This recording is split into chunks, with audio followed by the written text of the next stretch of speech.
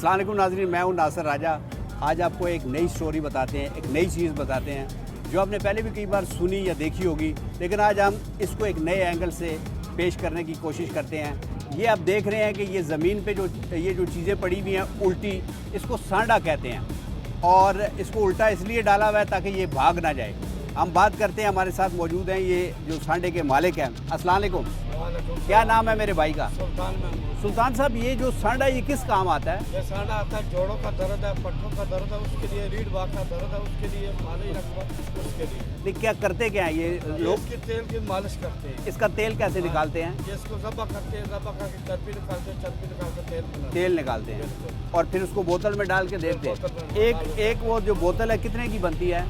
ये 100 रुपये की है, ये 150 रुपये की है, ये 300 रुपये की है, ये 400 रुपये की है। अच्छा सुल्तान साहब, ये जो आपने 100, 200, 300 की है, ये कितने दिन इस्तेमाल करनी होती है? ये 2 दिन या 3 दिन इस्तेमाल करते हैं। और एक सांडे में से कितना तेल निकल आता है? ये बोतल निकल आती है, ये एक बड़ी बोतल निकल आती है। और ये सांडा कैसे पकड़ते हैं आप? ये लाते हैं? खरीदते हैं, ये डेरा इस्माइल खान से माल आता है। डेरा इस्माइल खान से ये खरीदते हैं आप? कितने का सांडा खरीदते हैं? अगर ये 12,000-13,000 का सैकड़ा आता है। 12,000-13,000 सैकड़ा, तो आप सैकड़े के हिसाब से लेते हैं, दर्जनों के हिसाब से लेते हैं? दर्जनों के 10 दाने ले ले, 5 दाने ले और ले। फिर इनको क्या खिलाते हैं, कैसे पालते हैं, कैसे संभालते हैं? घास और मिट्टी खाता है। घास और मट्टी खाता है। और आप संभालते क्या, इनको बंद करके रखते हैं या ये बस जो ले जाते हैं थोड़ा छोड़ देते हैं, इनको घर जाके खोला उल्टा करके छोड़ देते हैं पिंजरे में? पिंजरे में डाल देते हैं। पिंजरे में। तो ये कितने दिन आपके पास रह सकता है? ये 5-10 साल पे 10 साल पड़ा रहता है। खुराक देते रहो तो चलता रहेगा। अच्छा, एक तो चीज़ होती है सुल्तान साहब, ये होती है कि वाकई उसका इलाज होता है। जी हाँ, एक होता है वैसे जो है शुरशुरी हम बहुत छोड़ते हैं ना, बिल्कुल। कि हम कहते हैं जी यूँ करोगे तो यूँ हो जाएगा, कबूतर खाओगे तो फलाना हो जाएगा, तो ये कहोगे वाकई। अरबी लोग तो खाते हैं इसको। अच्छा, इसको खाते भी हैं हाँ जी, अरबी लोग, बिल्कुल। लेकिन ये आराम नहीं है, ये हराम नहीं, ये मकरूह गिना जाता है। मकरू है। हाँ, ये जो तफसील में चले जाओ ना, हाँ जी। मुफ्ती साहब भी दस के लिए वाला एक ऐसा जलवा है। अच्छा अच्छा अच्छा समझिए ये बात।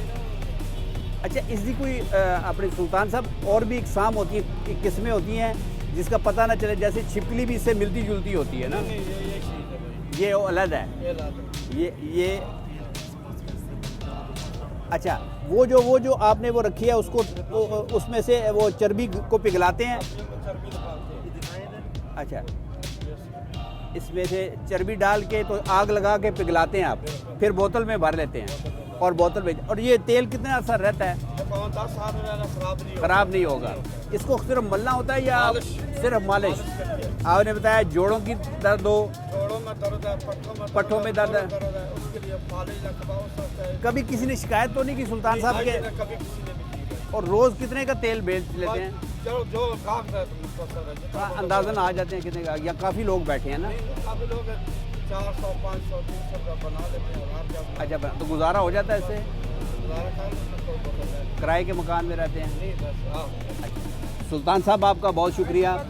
तो नाजरीन, आपने देखा कि हम जुगाड़ कैसा कैसा करते हैं। हम रोज़ी कमाने के लिए भी मुख्तलिफ़ चीज़ें अपना लेते हैं, हम इलाज करने के लिए भी मुख्तलिफ़ तरीके अपनाते हैं। अब अल्लाह बेहतर जानता है कि इस तेल का अफाका होता है, फ़ायदा होता है, नहीं होता।